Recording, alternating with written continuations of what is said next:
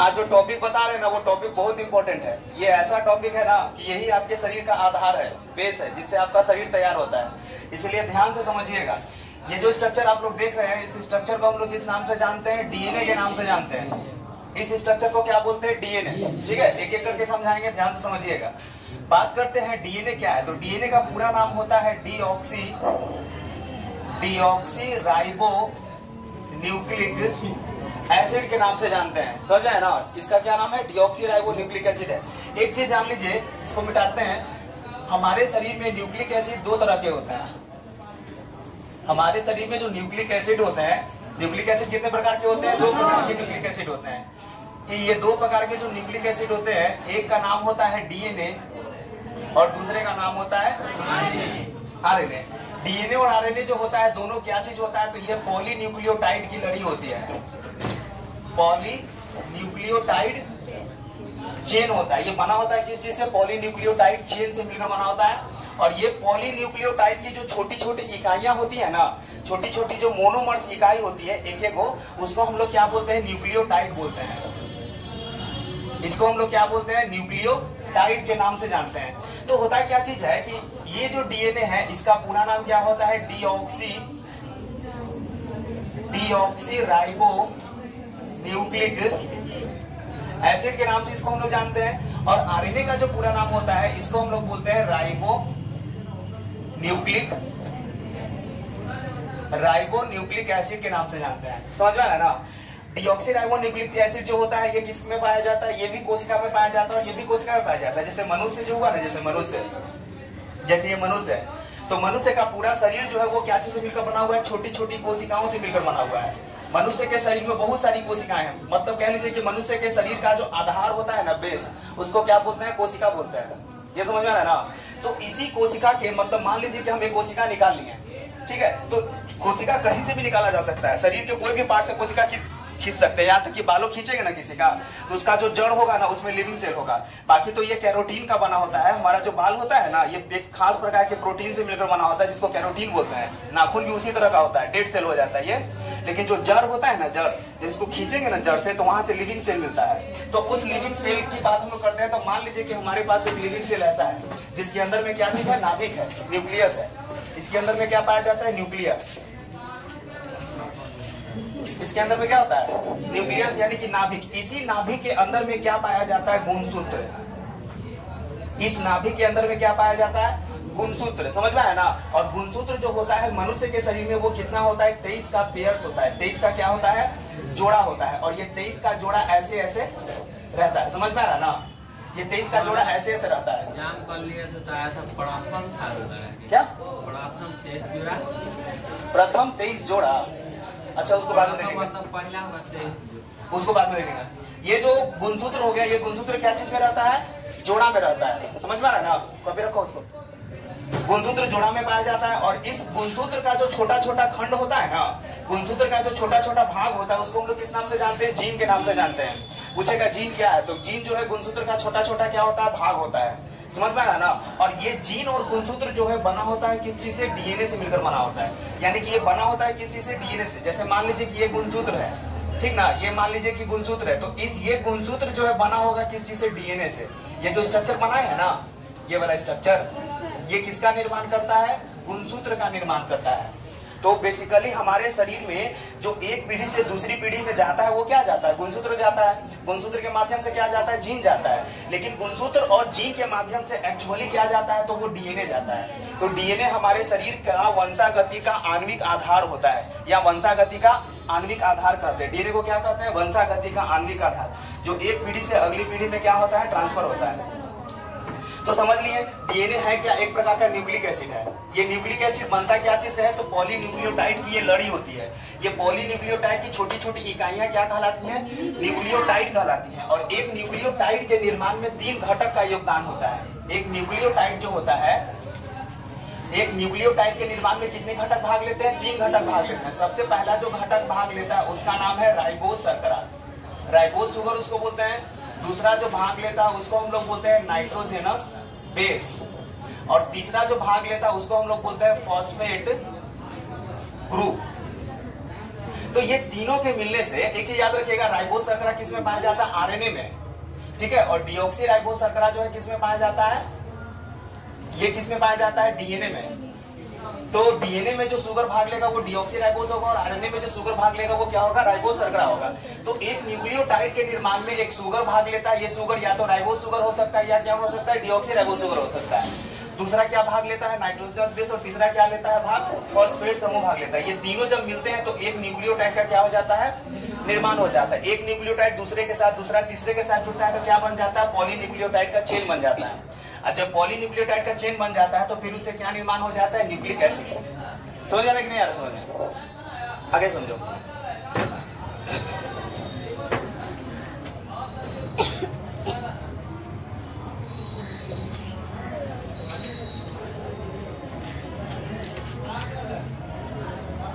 देखो ये जो बात करते हैं, ये जो डीएनए है, ये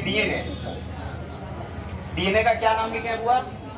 डीऑक्सी राइबो न्यूक्लिक एसिड के नाम से इसको हम लोग जानते हैं। डीऑक्सी राइबो न्यूक्लिक एसिड बोलते हैं। बोल बताओ, तुम सुस्त क्या बैठा हुआ है जी? नहीं एक्टिव नहीं है पढ़ने में। टोपी तो इससे पहले लगला कि गुलदस्ता लगे ले होगा। टोपी टोपी की तरह पहनो, इसके टांगले है उसको कुटी के जैसा। बोल पे देखो, कोई चीज को इज्जत नहीं देता, इज्जत नहीं देगा तो तुमको इज्जत नहीं देगा। डीऑक्सी राइबो न्यूक्लिक एसिड हम लोग बोलते हैं डीएनए को, समझ आया ना? डीएनए की खोज जो है किसने किया था? तो उसका नाम था फ्रेडरिक मिसियर किया था। फ्रेडरिक मिसियर ने किया था। कब किया था? सन 1869 ईस्वी में डीएनए की खोज हुई थी। और डीएनए को खोजा कहां पे गया था? तो शुक्राणु कोशिका में। मनुष्य की जो शुक्राणु कोशिका होती है ना, या और किस में देखा गया था? WBC में देखा गया। तो फ्रेडरिक मिसियर नाम का वैज्ञानिक जो था सन 1869 ईस्वी में, जब मनुष्य पहली बार जब चंद्रमा पर गया था ना, पहला बार मनुष्य कब चंद्रमा पर गया था? 1869 ईस्वी में चंद्रमा पर लैंड किया था। अरे सन में नील आर्मस्ट्रांग था ना जी। नील आर्मस्ट्रांग चंद्रमा पर कब गया था? 1869 ईस्वी में। उसी टाइम फ्रेडरिक मिसियर जो था ना, डीएनए का खोज कर रहा था। और डीएनए को सबसे पहले वो किस कोशिका में देखा था? तो उसका नाम था शुक्राणु। और क्या चीज था? WBC कोशिका में देखा था। समझ में आ रहा है कि नहीं आ रहा? इसके बाद नाम आज कैसी है? इसके बाद बात हम लोग करते हैं कि डीएनए के बारे में और विश्लेषण चालू हो गया। तो इसके बाद जो आया उसका नाम था चारगैफ। चारगैफ ये कब आया था? 1890 लिखवाया ना। चारगैफ कब आया था? 1950 ईस्वी में आया। चारगैफ जो आया ये कब आया? 1950 ईस्वी में चारगैफ आया। और चारगैफ 1950 ईस्वी में आने के बाद इसके बारे में, डीएनए के बारे में, डीएनए की रासायनिक संरचना के बारे में उसने कुछ बताया। उसने कहा कि डीएनए के अंदर में एडेनिन जितना होता है ना, उतना ही क्या पाया जाता है? थाइमिन पाया जाता है। और गुआनिन जितना होता है ना, उतना ही क्या पाया जाता है? साइटोसिन पाया जाता है।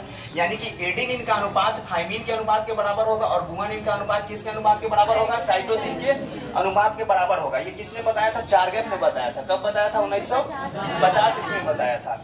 इसके बाद आया वाटसन और क्रिक।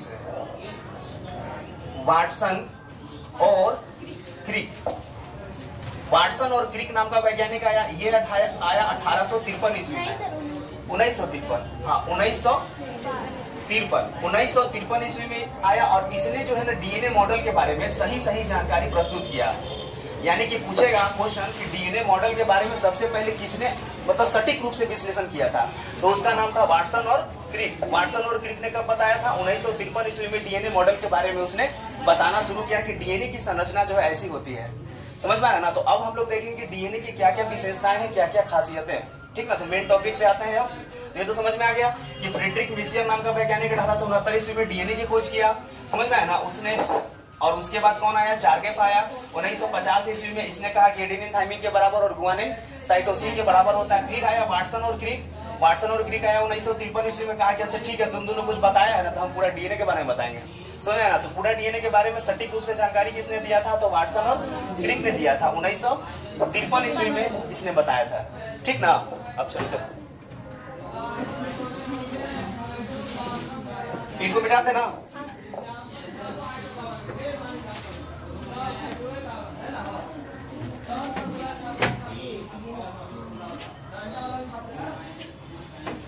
चलिए देखिए, सबसे पहला समझिए, सबसे पहला एक एक करके समझाएंगे। ठीक ना?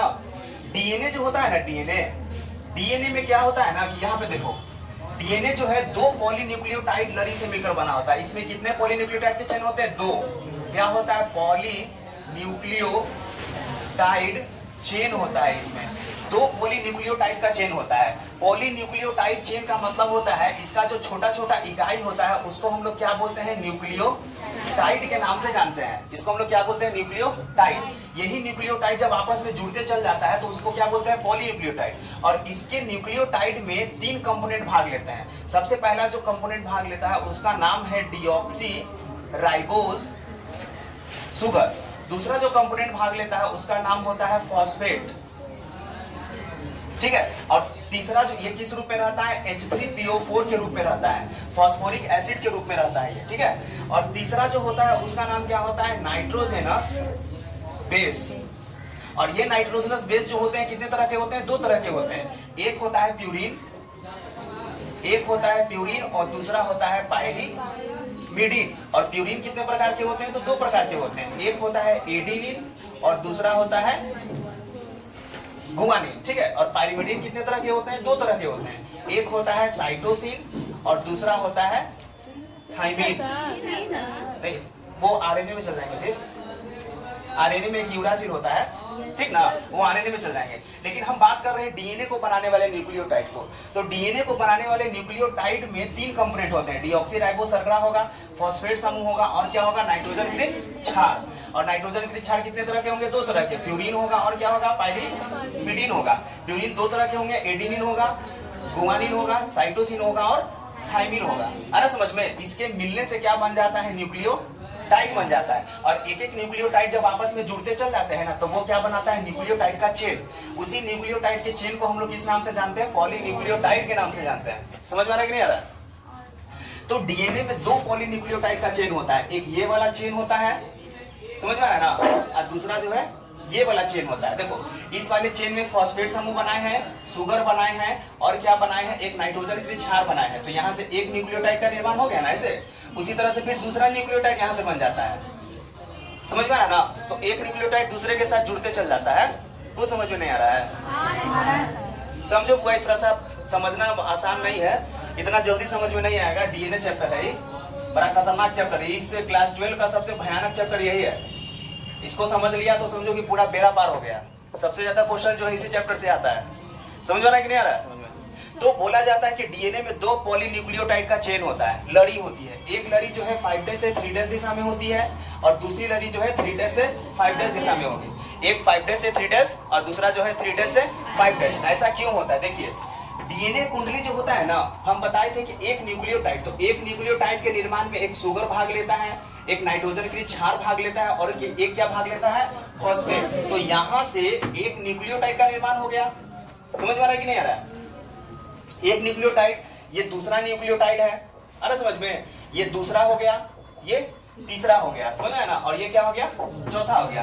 तो एक दूसरे के साथ, दूसरा तीसरे के साथ और तीसरा चौथे के साथ किस बंधन के द्वारा जुड़ा होता है? फॉस्फोडाइस्टर बंधन इसको बोलते हैं। फॉस्फेट बंधन के साथ जुड़ा होता है। तो ये न्यूक्लियोटाइड का क्या बन जाता है? चेन। तो एक चेन का 5' ऊपर खाली रहता है और दूसरा न्यूक्लियोटाइड का दूसरा जो शुगर होता है ना उसका कौन सा खाली रहता है? 3'। तो एक लड़ी 3' से 5' हो जाती है और दूसरी लड़ी जो है 3' से नीचे क्या हो जाती है? 5' हो जाती है। तो इसी को बोलते हैं 2 पॉलीन्यूक्लियोटाइड का चेन होता है। तो पूछेगा डीएनए में कितने पॉलीन्यूक्लियोटाइड के चेन होते हैं? तो 2 पॉलीन्यूक्लियोटाइड के चेन होते हैं। एक 5' से 3' में होता है तो दूसरा जो है 3' से 5' की ओर होता है। और दोनों जो है एंटी पैरेलल होते हैं। एंटी पैरेलल का मतलब होता है एक दूसरे के समानांतर होते हैं। ये लड़ी इसके समानांतर, ये वाला लड़ी इसके समानांतर, ये वाला लड़ी इसके समानांतर, है ना। सब एक दूसरे के समानांतर होता है, एंटी पैरेलल होता है। अरे समझ में, पहले समझ में आ गया? पहले समझ में आया कि नहीं समझ में आया? एक चीज और याद रखिएगा, प्रति समानांतर का मतलब ये लड़ी जो है इसके समानांतर, ये लड़ी इसके समानांतर, ये लड़ी इसके समानांतर होगा, ये वाला लड़ी इसके समानांतर और ये लड़ी इसके समानांतर होता है। एक दूसरे के समानांतर होगा और एंटी पैरेलल होगा। एंटी पैरेलल का मतलब क्या है? उल्टा होकर पैरेलल हो जाएगा। ऐसा समझे, पैरेलल तो है लेकिन उल्टा हो गया है। एक लड़ी 5' से 3' था तो दूसरी लड़ी क्या हो गया? 3' से 5'। और ये जो होता है ना डीएनए, एक उभयनिष्ठ अक्ष एक अक्ष के चारों ओर सर्पिल रूप में, ठीक ना, दक्षिणावर्त दिशा में क्या रहती है, कुंडलित रहती है। क्लॉकवाइज डायरेक्शन और एक एंटी क्लॉकवाइज डायरेक्शन होता है ना, तो दक्षिणावर्त दिशा में यानी कि क्लॉकवाइज डायरेक्शन में ये घुमा हुआ रहता है।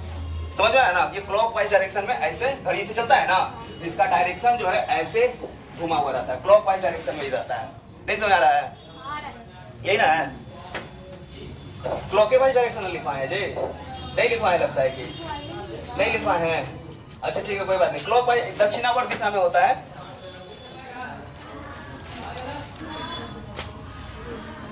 हाँ ठीक है, दक्षिणावर्त दिशा में दाएं हाथ के घुमा हुआ रहता है। पहला समझ में आ गया, दूसरा समझो।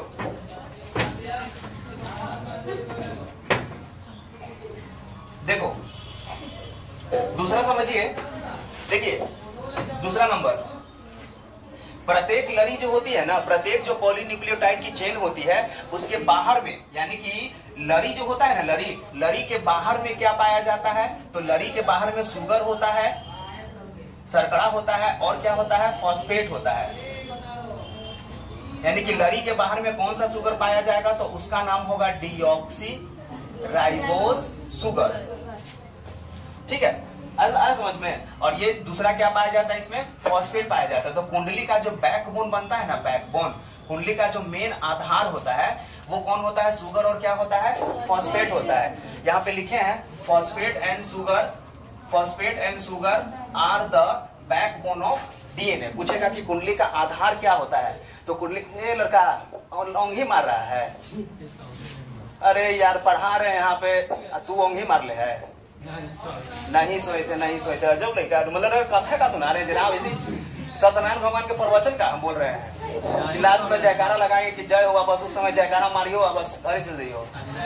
अब बाहर जाएगा तो कहेगा कि सूरज से पढ़ाई नहीं करता है। ये दोनों पढ़ा देंगे ना तुम लोग को, तो कुछ बाहर में जाके बदनामी करोगे। समझो, ध्यान दो, दिमाग ने खराब करो मेरा।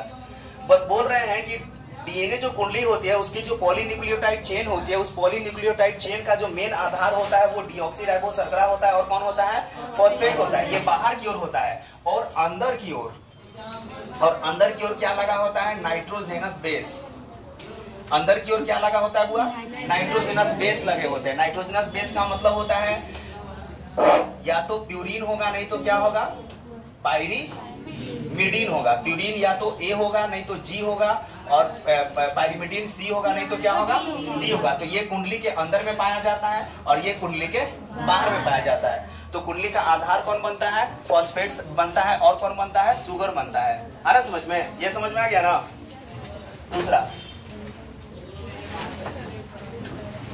अरे एक बार में सुनो ना, कुंडली का जो ये जो डीएनए हो गया, डीएनए, तो डीएनए का जो दोनों पॉलीन्यूक्लियोटाइड चेन हुआ ना, तो पॉलीन्यूक्लियोटाइड चेन का जो आधार होता है ना, इसमें जो लगा हुआ होता है आधार बेस, जिससे ये खड़ा होता है, वो खड़ा करने का काम कौन करता है, डीऑक्सीराइबोज शर्करा और फॉस्फेट मिलकर कुंडली को ऊपर ले जाते हैं।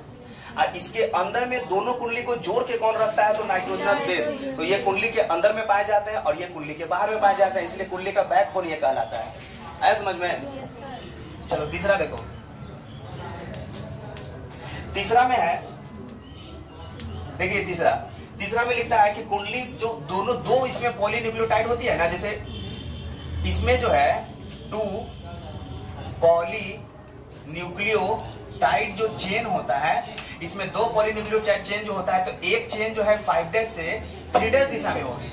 एक चेन किस दिशा में होगी, 5' से 3' दिशा में होगी। समझ आया ना, यहाँ से ऊपर जाएगा तो 5' से 3' दिशा में, और दूसरा जो चेन होगा वो 3' से 5', तो एक होगा 5' से 3', और दूसरा वाला जो चेन होगा वो कैसा होगा, 3' से 5' दिशा में होती है। ये तीसरा इसका मेन पॉइंट होता है कि कुंडली जो होती है ना, डीएनए कुंडली जो होती है ना, दोनों जो पॉलीन्यूक्लियोटाइड चेन होती है वो एक दूसरे के क्या होती है, विपरीत होती है। एक 5' से 3' होगी, तो दूसरा क्या होगा, 3' से 5' होगा। यहाँ तो समझ आ रहा है ना। अब समझिए चौथा, समझिए चौथा में लिखता है क्या चीज है कि डीएनए के अंदर में जो नाइट्रोजनस बेस होते हैं ना, नाइट्रोजनस बेस, तो नाइट्रोजनस बेस में हम बताए थे कि नाइट्रोजनस बेस जो होते हैं 2 तरह के होते हैं, एक होता है प्यूरिन और दूसरा होता है पायरिमिडीन होता है, समझ में आया ना। तो डीएनए में जो प्यूरिन होता है ये दो तरह के होते हैं, एक होता है एडेनिन और दूसरा होता है गुआनिन, और एक होता है सी और दूसरा क्या होता है टी। तो एक चीज याद रखिएगा, प्यूरिन हमेशा जो है किसके साथ जोड़ा बनाता है, पायरिमिडीन के साथ जोड़ा बनाता है, अपने में कभी जोड़ा नहीं बना सकता है। पायरिमिडीन प्यूरिन जो है पायरिमिडीन के साथ जोड़ा बनाता है, और इसमें खास करके क्या होता है कि ए जो है किसके साथ जोड़ा बनाएगा, टी के साथ बनाएगा। ए किसके साथ बनाएगा, टी के साथ, और जी किसके साथ बनाएगा, सी के साथ। और इसमें याद रखिएगा कि ए टी के साथ जो है ना डबल हाइड्रोजन बंधन के साथ जोड़ा बनाता है, और जी जो है इसके साथ ट्रिपल हाइड्रोजन बंधन के साथ जोड़ा बनाता है। याद रखना कि ए जो है टी के साथ डबल हाइड्रोजन बॉन्ड, और ये जो है ट्रिपल हाइड्रोजन बॉन्ड के साथ जोड़ा बनाता है। यहां समझ में आ गया ना, ये चौथा समझ में आ गया। इसके बाद अगला समझिए, एक समझा देते हैं। अगला है डीएनए का एक पूर्ण घुमाव। जैसे मान लीजिए कि डीएनए का एक घुमाव यहां शुरू हुआ, तो इसका दूसरा घुमाव जो है कहां पे खत्म होगा, यहां पे खत्म होगा। एक घुमाव यहां शुरू हुआ तो दूसरा घुमाव यहां पे क्या होता है, खत्म होता है। तो एक पूर्ण घुमाव के बीच की दूरी जो होती है ना डीएनए में, वो कितनी होती है, 34 एंगस्ट्रॉम में पूरी होती है। यानी कि डीएनए का एक पूर्ण घुमाव जो होता है, पूर्ण घुमाव समझ में आ रहा है। एक बार तो कुंडली मारेगा ना, तो एक बार कुंडली मारा ना, तो उसके बीच की दूरी कितनी होती है, 34 एंगस्ट्रॉम होती है, और एक एंगस्ट्रॉम बराबर होता है 10⁻⁻10 मीटर होता है। नहीं समझ आ रहा है। तो इसका पूरा घुमाव जो है कितना में पूरा हुआ, 34 × 10⁻−10 मीटर में पूरा हुआ। अगर मीटर में बोलेंगे तो 34 × 10⁻−10, और केवल एंगस्ट्रॉम में बोलेंगे तो 34 एंगस्ट्रॉम में ये पूरा होता है। समझ आया। तो डीएनए का एक पूरा घुमाव कितना एंगस्ट्रॉम में पूरा हुआ, 34 एंगस्ट्रॉम में पूरा होता है। और इस एक पूरे घुमाव में कितने न्यूक्लियोटाइड के जोड़े होते हैं, तो 10 न्यूक्लियोटाइड का जोड़ा पाया जाता है। इस 34 एंगस्ट्रॉम में वो घुमाव पूरा करेगा ना, तो इस पूरा घुमाव में कितना न्यूक्लियोटाइड का जोड़ा होगा, 10 न्यूक्लियोटाइड का जोड़ा होगा। और दो न्यूक्लियोटाइड के बीच की दूरी कितनी होती है, तो 3.4 एंगस्ट्रॉम होती है। चूंकि 34 को 10 से भाग दे देंगे तो 3.4 में निकलेगा। तो दो न्यूक्लियोटाइड के बीच की दूरी कितनी होगी, 3.4 एंगस्ट्रॉम हो गया। नहीं समझ आ रहा है, अरे समझ रहा, आगे समझो। देखो ये क्या हो गया, 5 होगा ना, छठा समझो। 6 में बोलता है कि डीएनए का व्यास जो होता है ना, कुंडली का व्यास जो होता है, यहां से यहां तक की इसकी व्यास जो होती है वो कितनी होती है, 20 एंगस्ट्रॉम होती है।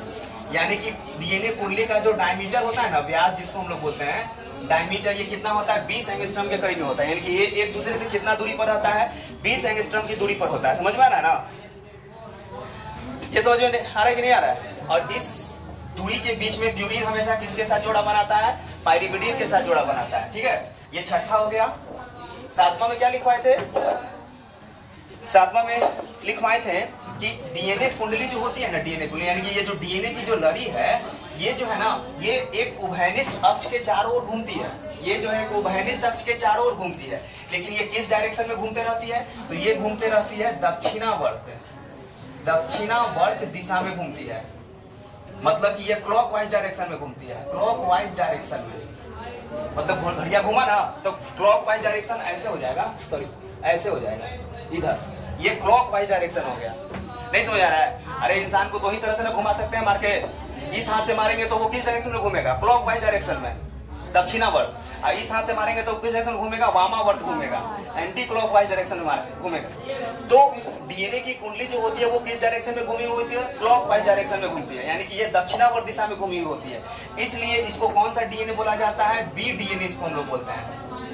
ऐसे डीएनए जेड डीएनए भी होता है, एक बी डीएनए होता है, दूसरा तुमको हम बाद में बताएंगे, समझ में आया ना, अभी तुम पढ़ लो बढ़िया से। एक होता है बी डीएनए और दूसरा होता है जेड डीएनए। तो बी डीएनए का घुमाव जो है वो दक्षिणावर्त दिशा में होता है, और जेड डीएनए का घुमाव जो होता है वो किस डायरेक्शन में होता है, वामावर्त दिशा में होता है। एक क्लॉकवाइज डायरेक्शन होता है, एक एंटी क्लॉकवाइज। घड़िया जो घूम रहा है ना ऐसे ऐसे, ये क्लॉकवाइज डायरेक्शन है। ऐसे ऐसे घूमते घूमते घूमते घूमते ऐसे घुमा दो, हाँ वैसे घुमा दो, तो ये क्लॉकवाइज हो गया। ऐसे घूमेंगे ऐसे, ये कौन सा डायरेक्शन हो गया, क्लॉकवाइज। समझा ना, अब उल्टा घूम गए ना ऐसे, तो ये कौन सा डायरेक्शन हो गया, एंटी क्लॉकवाइज। तो डीएनए जो है क्लॉकवाइज डायरेक्शन में घुमा हुआ होता है। ये समझ में आ गया, आगे समझो। कितना पॉइंट समझा दिए, क्या को समझा दिए, 1 2 3 समझा ही दिए, चौथा समझा दिए। हाँ हाँ, एक और समझिए, छठा के सातवां के बाद आठवां होगा जी। 8वां समझो, होता क्या चीज है कि डीएनए के अंदर में जो नाइट्रोजनस बेस होते हैं ना, नाइट्रोजनस बेस, तो नाइट्रोजनस बेस जो होते हैं, नाइट्रोजनस बेस दो तरह के हैं, एक होता है प्यूरिन और दूसरा होता है क्या चीज, पायरीमिडीन। तो ये प्यूरिन और पायरीमिडीन के जो भी बेस है ना, जैसे ए है, जी है और सी है और डी है, ये किसके साथ जुड़ा हुआ रहता है, तो ये जुड़ा हुआ रहता है डीऑक्सी राइबोज शुगर के साथ ये जुड़ा हुआ होता है। ये डीऑक्सी राइबोज शुगर, ये वाला देखो, ये जो क्या चीज है, ये शुगर है, तो ये डीऑक्सी राइबोज शुगर के कौन से कार्बन एटम से जुड़ा हुआ होता है, फर्स्ट कार्बन एटम के साथ। इधर भी ये किससे जुड़ा हुआ होता है, फर्स्ट कार्बन एटम के साथ जुड़ा हुआ रहता है। तो पूछेगा कि डीएनए कुंडली में नाइट्रोजन की क्षार जो है पेंटोज शर्करा यानी कि डीऑक्सी राइबोज शर्करा के किस कार्बन एटम से जुड़े होते हैं, तो फर्स्ट कार्बन एटम से जुड़े होते हैं। समझ में आया ना, ये नहीं समझ में आ रहा है, तो फर्स्ट कार्बन एटम से जुड़े होते हैं। तो ए और जी, सी और टी, ये नाइट्रोजनस बेस किसके साथ जुड़ा होगा, डीऑक्सी राइबोज शुगर के साथ, और कौन से कार्बन एटम से जुड़ा होता है, फर्स्ट कार्बन एटम के साथ जुड़ा होता है। यहां तक समझ में आ रहा है ना, यहां तक कोई दिक्कत नहीं है। 8 हो गया ना, 9वां समझो,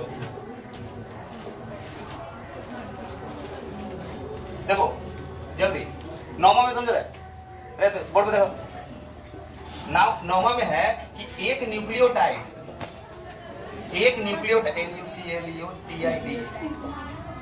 देखो इधर, एक न्यूक्लियोटाइड दूसरे न्यूक्लियोटाइड के साथ